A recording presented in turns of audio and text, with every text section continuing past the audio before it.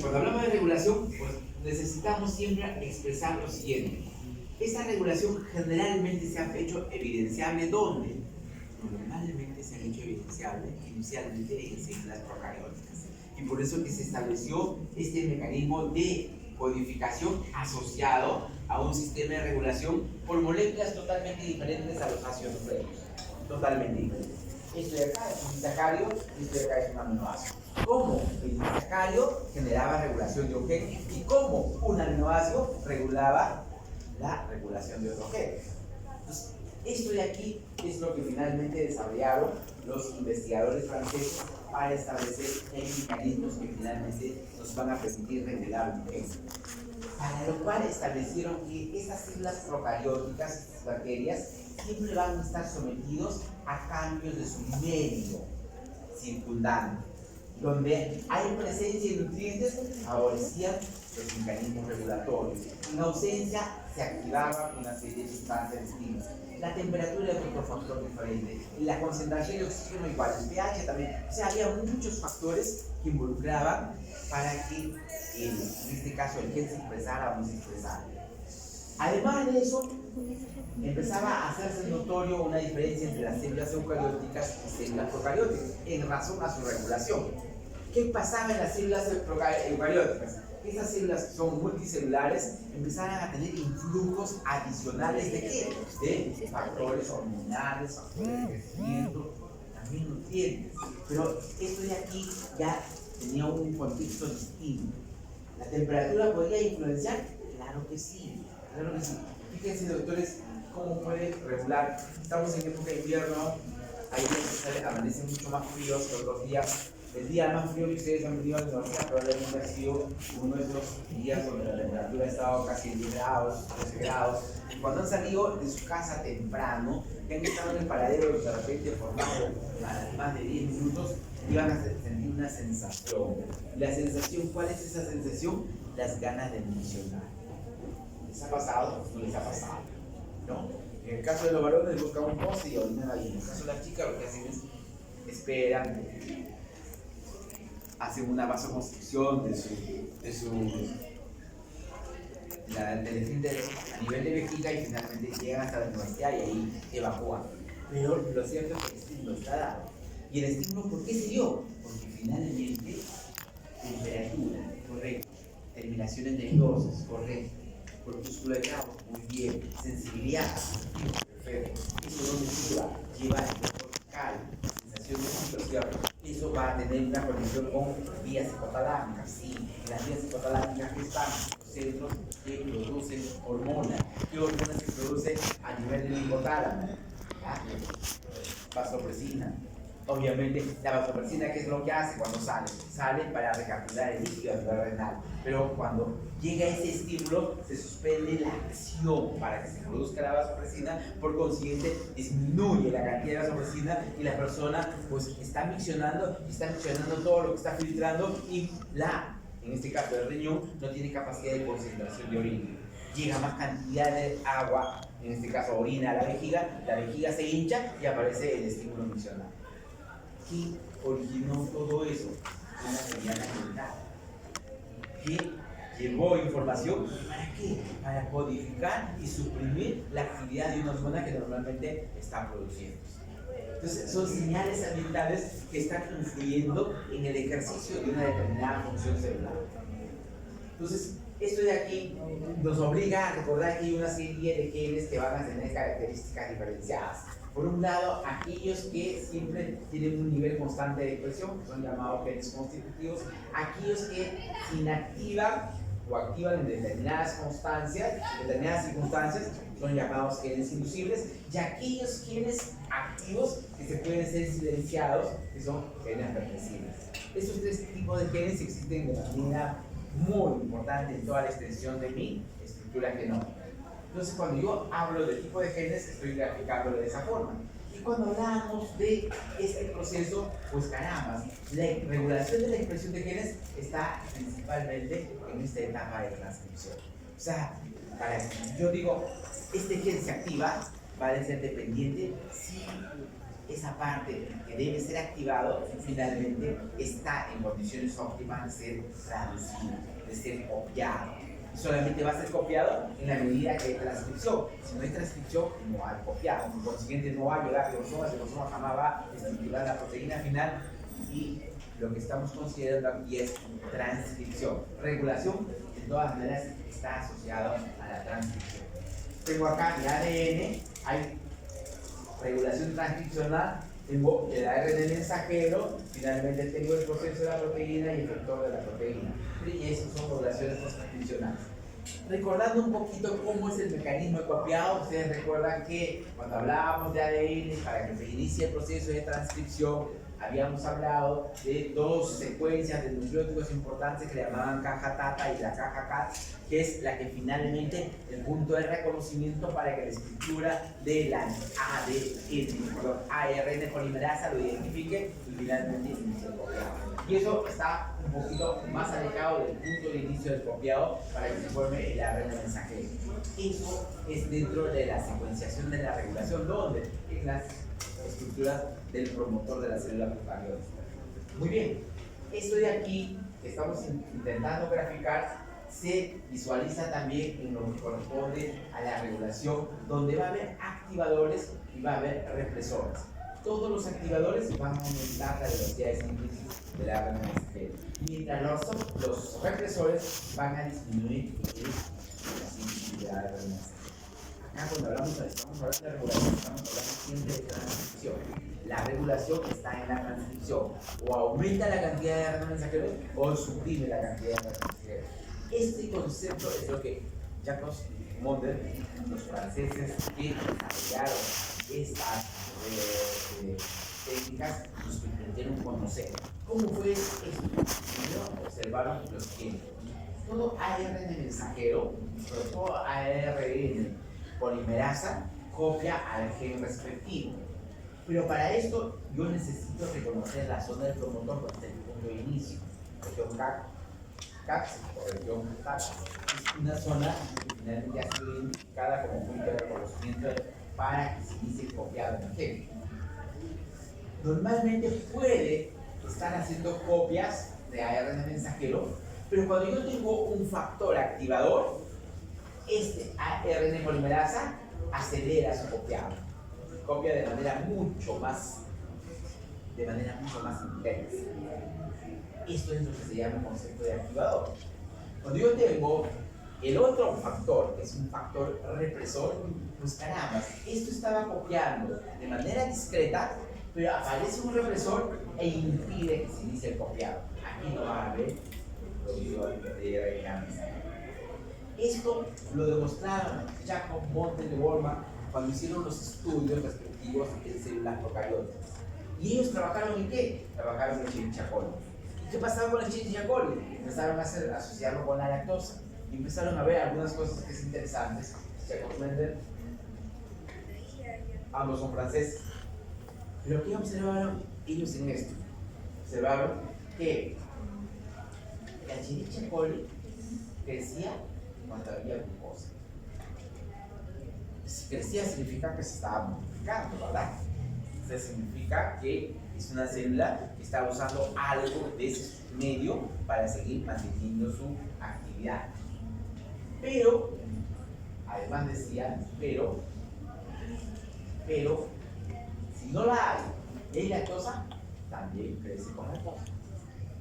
Entonces ellos observaron dos cositas diferentes. Para que la lactosa haga efecto, necesita de separados sus componentes. Porque la lactosa es un sacario formado por glucosa más galactosa, correcto. Eso está enlazado por enlace glucosilo. Para poder tener glucosa tengo que separar. ¿Y quién lo separaba? Lo separaba una enzima llamada beta-galactosilasa. ¿Pero quién producía esta enzima beta-galactosilasa? La misma bacteria. Entonces, cuando hacen estudios, se dan cuenta que no solamente la bacteria producía esto, sino producía otro tipo de enzimas adicionales. Y dentro de esos, observa lo siguiente. Empieza a identificar a la lactosa y se da cuenta que la lactosa está constituida por dos hexosas, uno de ellos era glucosa y el otro galactosa. Pero para poder romper esto, yo necesitaba una enzima que era la beta-galactosidasa. Para hidrolizarlo necesitaba esa enzima. Y cuando ustedes recuerdan un poco el seminario que hemos hecho sobre intolerancia a la lactosa, ahí se observaba que la lactosa era metabolizada por la lactasa. Pero la lactasa, ¿qué cosa es? Es una beta-galactosidasa. Es una enzima que rompe los enlaces, este tipo de enlaces beta 1,4, que normalmente existe en ese disacárido. ¿Qué va a originar? Voy a tener glucosa libre y galactosa libre. Muy bien. Cuando se hizo los estudios iniciales, se observa lo siguiente. Fíjense qué cantidad de galactosidasa aparecía cuando empezábamos a incrementarle la cantidad de lactosa. Y ustedes observan acá. Cuando no había lactosa, la cantidad de galactosidasa era casi estable. Le pongo lactosa en el medio y la cantidad de beta-galactosidasa empieza a subir de manera importante. ¿Para qué hacía esto? Porque la célula necesitaba tener sustratos monoméricos. Y como no tenía sustratos monoméricos, utilizaba una enzima para romper ese disacárido y tener sustratos monoméricos. Y es lo que finalmente estos investigadores empiezan a notar cuando se hace este tipo de observaciones. Y ahí identifican que el gen de la Escherichia coli tenía estos genes. Una de ellas me generaba beta-galactosidasa, una permeasa, otro gen diferente, pero todos estos genes me generaban una actividad precursora de identificación. Quiere decir lo siguiente: cuando la célula, en este caso la lactosa, estaba en ausencia de esta enzima llamada lactosa, no ocurría mayor modificación en relación a la activación por la RNA polimerasa. Y aquí viene lo interesante. La RNA polimerasa, para que tenga actividad sobre este gen, necesita ubicarse en la zona del promotor. Pero normalmente hay una fracción del ADN que me codifica aquí a una proteína que es una proteína inhibidora. Esta proteína inhibidora finalmente se va a ubicar en la zona del operador. ¿Para qué? Para que la RNA polimerasa no pueda copiar ninguno de los genes. Normalmente está ocurriendo eso. Cuando ocurre esto, doctores, no hay transcripción de información. Esta proteína se está involucrando aquí y no está generando información. Cuando aparece la lactosa, ¿qué pasa con la lactosa? Aquí está la parte inferior, es la imagen de la lactosa. La lactosa lo que va a hacer es, se va a acoplar a esta fracción de la proteína y va a impedir que esta proteína se interponga entre la RNA polimerasa. De tal forma que esta proteína ya no va a poder inhibir a la zona del operador. Y si la proteína no puede inhibir, la RNA polimerasa empieza a generar ARN mensajeros, y esos ARN mensajeros pasan al ribosoma y se produce la cantidad respectiva asociada a ¿qué? Asociada a el gen que se está codificando. Bien. Esto de aquí ha generado el hecho de que la glucosa y la lactosa tengan un rol importante en la posibilidad de generar regulación de su zona genómica. Este cuadro nos va a ayudar bastante a identificar este proceso. En este caso, también la glucosa puede asociarse en relación a la regulación y se va formando mecanismos asociados al ANP cíclico que también van a regular tener una proteína que se cicla con el ANP y se vuelve también como un factor de control. Esto, si lo vemos en una gráfica, más o menos nos va a ilustrar en lo siguiente. La glucosa es un factor regulador, ANP cíclico, lactosa, y voy a observar cómo es el comportamiento con la transcripción del operón blanco. Y observo, cuando la glucosa es alta, digo, inmediatamente, si la célula tiene glucosa, ¿Será necesario que se active su sistema de genes? No, porque tengo lo que necesito. Y como tengo lo que necesito, no va a haber transcripción. ¿Estamos en eso? Ese mismo concepto empiezo a asociarlo a lo demás. Tengo alta cantidad de glucosa, lactosa ausente, no hay transcripción. Pero tengo alta cantidad de glucosa, no debería haber transcripción, pero tengo presente a la lactosa y aquí se produce una transcripción. ¿Por qué? Porque si tengo un sustrato, como yo les decía, el enterocito, para aquellas personas que tienen intolerancia primaria, yo necesitaba estímulos en baja dosis para que el enterocito tenga la posibilidad de activar a su gen y me produzca la lactasa para que finalmente actúe. Si no tengo, no va a producir. Y esto se comporta de la misma manera. Tengo alta cantidad de glucosa, tengo lactasa presente y la transcripción es baja porque ya tengo gran cantidad de glucosa. Lo llamativo en este caso es cuando yo no tenía nada de glucosa, es baja la cantidad de glucosa, y tengo alta cantidad de lactosa, me doy cuenta que la transcripción del operón era sumamente importante. ¿Y por qué era sumamente importante? Porque necesitaba de la beta-galactosilasa para fragmentar la lactosa y tener glucosa disponible. Totalmente entendible porque la célula utilizaba como recurso ese valor. Este esquema relacionado al operón LAC también queremos desarrollarlo al operón triptofano. Y el operón triptofano es otra forma de regulación del gen que codifica el triptofano. La primera pregunta que nos hacemos es: ¿el triptofano es un aminoácido esencial o es un aminoácido no esencial? ¿Qué dicen?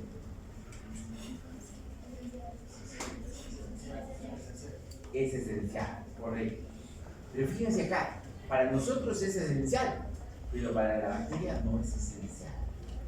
Porque la bacteria tiene justamente toda la carga enzimática para producir triptofano. Entonces, el triptofano en la bacteria va a cumplir un rol muy necesario. No nos olvidemos que la bacteria también tiene muchas proteínas. Y como tiene muchas proteínas, para esta bacteria le es importante fabricar triptofano porque de repente es un aminoácido muy importante en su estructuración. Entonces, como es importante, tiene la carga enzimática para fabricar triptofano. Quiere decir, hay muchas enzimas que están codificadas acá. ¿Para qué? Para producir triptofano. Fíjense, doctores, lo que estamos diciendo. El triptofano está codificado en el ADN. ¿Está codificado en el ADN del triptofano? Repito. Este triptofano está codificado dentro de la estructura del ADN. Y si no lo fuera, ¿qué codifica mi ADN? Codifica proteínas. Esto no es ninguna proteína, es un aminoácido. Mi ADN no codifica aminoácidos, codifica proteínas. ¿Y cuáles son las proteínas que está codificando? Está codificando esta proteína A, B, C, D, E, que van a actuar para formar triptofano. Es totalmente diferente. Es como cuando hablábamos del núcleo de purinas y decíamos que hay muchas enzimas que participan. ¿Para qué? Para formar ese núcleo de purina. Pero el núcleo de purina no está codificado en el ADN. Está codificado las enzimas que van a permitir formar ese núcleo de purina. Entonces, ¿cómo es el mecanismo en este caso del operón? Observen acá dos segmentos. Por un lado, bacterias en un medio con triptofano, y en este lado, bacterias en un medio sin triptofano. ¿Qué está pasando cuando hay triptofano y cuando no hay triptofano? Cuando hay triptofano, el triptofano se va a unir a una proteína inactiva, inhibitoria inactiva, para activarlo. Una vez que la activa, se va a ubicar en la zona del operador para que la ARN polimerasa no copie nada de este gen. Eso es cuando hay triptofano. Cuando no hay triptofano, esta proteína inhibidora es inactiva. No se puede asociar acá a la zona del operador. Y como no se puede asociar a la zona del operador, pues simplemente la RNA polimerasa está polimerizando toda la estructura del gen y está generando todas las proteínas que van a tener actividad para formar triptofano. Y esto de acá es un mecanismo de autocontrol. ¿Por qué? Porque están produciendo gran cantidad de enzimas para formar triptofano y en el momento que empieza a formarse triptofano, el triptofano se va a unir a esta proteína supresora y lo va a activar y lo va a ubicar nuevamente en la zona del operador para que la RNA polimerasa ya no siga polimerizando la estructura del gen. Es otra forma de regulación de una estructura del gen que se llama operón triptofano. Entonces, estamos viendo dos eventos diferentes, pero que son necesarios recordar. Este sistema de regulación de autores es un poquito diferente cuando hablábamos de células eucariotas. Porque las células eucariotas es un conglomerado de células muy distintas que tienen gran cantidad de genes, pero además de eso, se van diferenciando en relación a los genes activos que estos presentan. ¿Qué genes activos son los que presentan? Los que los diferencian a cada uno de ellos. Nosotros vemos el control en una célula eucariótica, vamos a tener controles variados.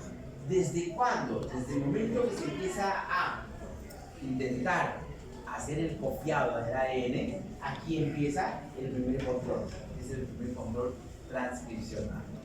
Para ver si se ha copiado o no se ha copiado adecuadamente. Si se ha copiado adecuadamente, aquí hay un primer control. Una vez que se formó el ARN primario, va a haber un proceso de maduración. Se llama control del proceso, el procesamiento de ARN. Y este control del procesamiento de ARN es la que me va a generar lo que se llama el ARN mensajero final. Una vez que ya tengo el ARN mensajero, esto sale del citoplasma. Cuando esté en el citoplasma, aquí va a haber un tercer control, que es el control de la traducción del proceso. ¿Y esto va a ocurrir dónde? En el ribosoma. Una vez que ya el ribosoma produce la proteína, va a haber un control adicional que es el control para la activación de la proteína. Porque esta proteína que se ha producido no necesariamente es activa.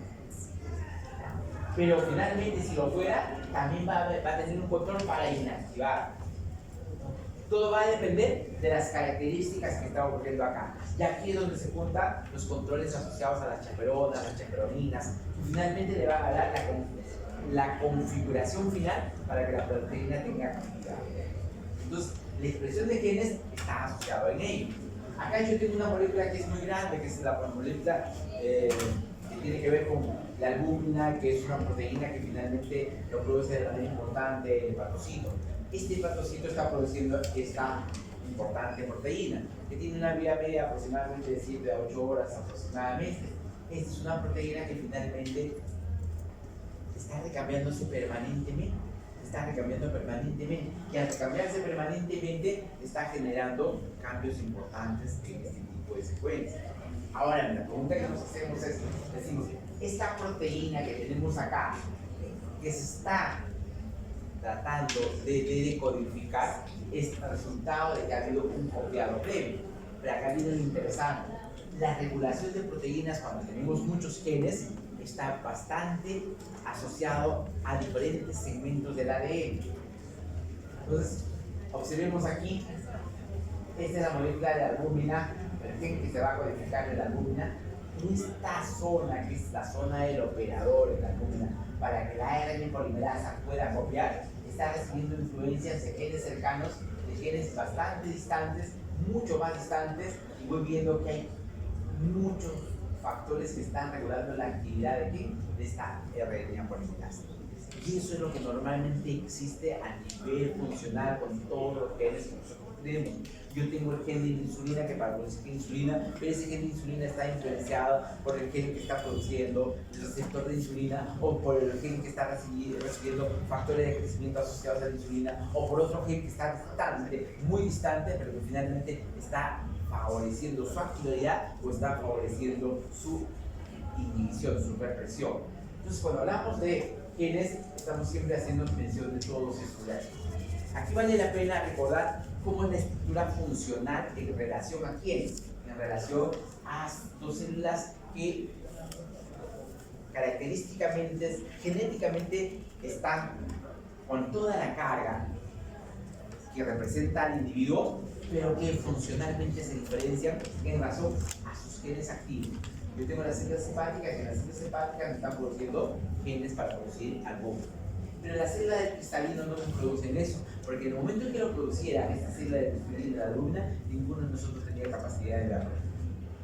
De ver. ¿Por qué? Porque es una proteína que impide el pasaje de fotones a la zona de la retina. Y si es que voy a producir en el cristal y no estoy acá, opacifica todo y finalmente no tendría posibilidad de visualización. Entonces, la diferencia entre esta y esta es los genes activos que lo tienen. Hay genes activos que finalmente van a generar grados diferenciales importantes. Otro detalle que es importante es recordar esto en relación a un gen que está cambiando permanentemente. Que no está cambiando realmente el gen, sino son genes diferentes que se van sucediendo en su función. Yo observo aquí que la hemoglobina es una molécula que ha cambiado en el tiempo. Inicialmente tenía cadenas epsilon, gamma, y posteriormente acaba siendo cadenas beta. Pero ustedes observen acá, la cadena alfa, desde estadios muy tempranos, siempre está presente. La cadena beta empieza su proceso, su ascenso, en determinado momento de la vida gestacional, generalmente es después de 36 semanas, se hace un pico importante y empieza a aumentar de manera sostenible. Esto es la cadena beta. Y las cadenas anteriores a ellas empiezan su proceso de descenso. Estuvieron en la vida embrionaria de manera importante y empieza a descender rápidamente. Y cuando ya nace, en este caso, el recién nacido está en su franco descenso y en los primeros meses ya no existe. ¿Qué nos está diciendo esto de acá, doctores? Es que los genes en la parte embrionaria es que tenía muy activo a los genes que producían este tipo de cadenas. Pero ¿qué es lo que hizo que se empezaran a inactivar? Justamente la expresión de otros genes. Genes que empezaron a expresarse y empezaron a suprimir estas anteriores. Y va a llegar un momento en que la cadena final está solamente asociada a alfa-beta, pero esta beta ha permitido que se supriman las cadenas anteriores. Esas cadenas anteriores suprimidas es la que están generando esta diferenciación en relación a la secuencia exosomal. Esto que estamos viendo en relación a la albúmina es la que finalmente nos ha permitido graficar. Hay un video que sería muy útil que ustedes lo revisen. No lo pongo acá porque tiene una duración de media hora, pero ustedes lo pueden visualizar en esta lámina, ¿no? Donde este proceso